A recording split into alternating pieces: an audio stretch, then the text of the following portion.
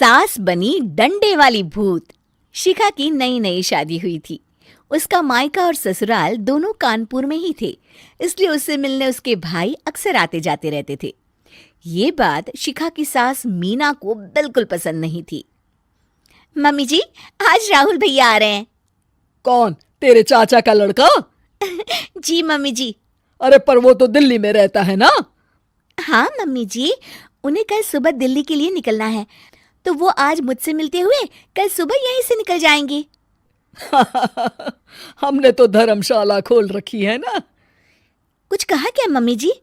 मैंने कहा हाँ हाँ, आने दे तेरे भैया को, जमकर खातिरदारी करेंगे। अब तो कुछ करना ही पड़ेगा, इससे पहले कि मेरा घर धर्मशाला बन जाए। ये कैसी बातें कर रही हो मीना? सच ही तो कह रही हूं। अभी इसकी शादी को साल भर भी नहीं हुआ और आए दिन इसके घर वाले आ धमकते हैं। अरे तो क्या हुआ, वो इसी शहर में रहते हैं तो हाल चाल लेने आ जाते हैं। इस बार मैं उनका हाल और चाल दोनों ही बिगाड़ दूंगी। अब बहुत हो गया जी। अरे ये कैसी बातें कर रही हो, हे भगवान। बस आप तो देखते जाइए। शाम को राहुल आता है। नमस्ते आंटी, कैसे हैं आप लोग? हम लोग तो ठीक है, तुम कैसे हो बेटा? मैं भी अच्छा ही हूँ आंटी। बस आज रात के बाद नहीं रहोगे। चलिए भैया, मैं आपको हमारा घर दिखाती हूँ। रात में खाने के टेबल पर शिखा, रोहित कहीं दिखाई नहीं दे रहा। जी भैया, वो ऑफिस के काम से बाहर गए हैं, कल शाम तक आएंगे। अच्छा अच्छा। बेटा, क्या तुम भूत प्रेत में मानते हो? नहीं नहीं आंटी जी, पर अचानक आपको ये ख्याल कहाँ से आ गया? पता नहीं क्यों, कभी कभी मुझे लगता है जैसे रात के समय बैठक में कोई घूमता रहता है। ये आप क्या कह रही हैं मम्मी जी? हाँ, तुम लोग घबरा ना जाओ, इसलिए मैंने आज तक इस बारे में कुछ नहीं कहा। ये आपका वहम होगा आंटी जी, ऐसा कुछ नहीं होता। हो सकता है।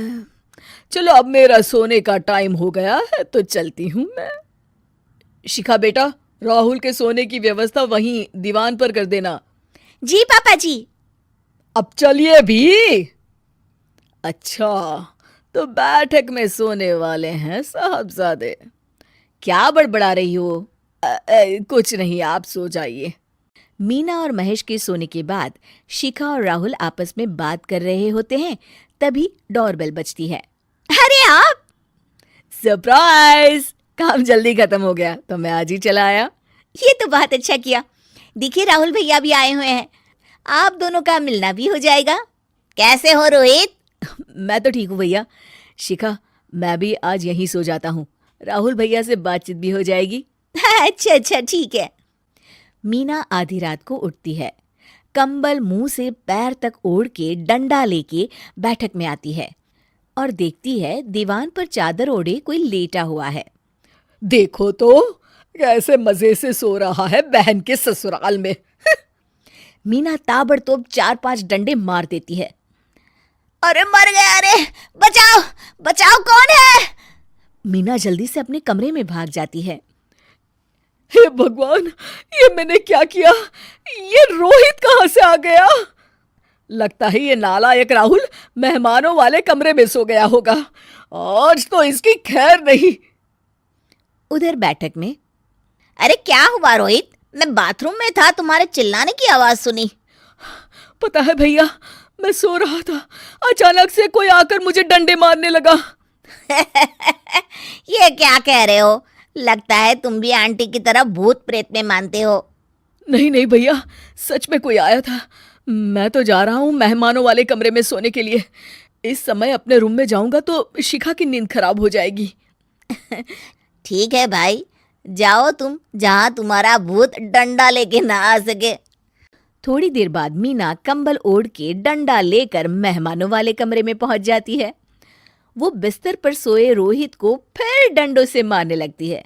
अरे मर गया, अरे मर गया। तू भूत प्रेत में नहीं मानता ना? ये ले, अब डंडे खा।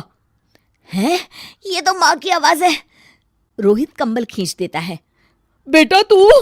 अरे ये क्या कर रही हो माँ? मार मार के मेरा भरता बना दिया आपने। माफ कर दे मेरे लाल, मैंने तो तुझे ही मार मार के लाल कर दिया। मैं तो उस राहुल के बच्चे को सबक सिखाना चाहती थी।